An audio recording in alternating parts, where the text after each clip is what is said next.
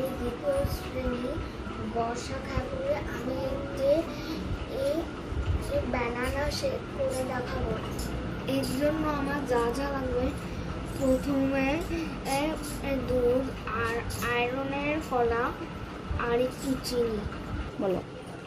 এবার আমি এইসব মিক্স করবো এই ব্লেন্ডারে। প্রথমে ঢেলে নিচ্ছি দুধ,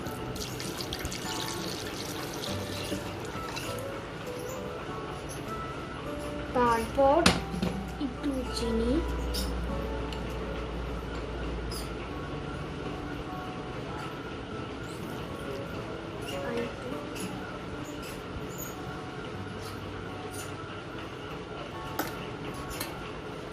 এবার আমি কলাগুলো আস্তে আস্তে ঢেলে নিচ্ছি। এমনি তৈরি হয়ে গেছে আমার মিল্কশেক। এবার আমি একটু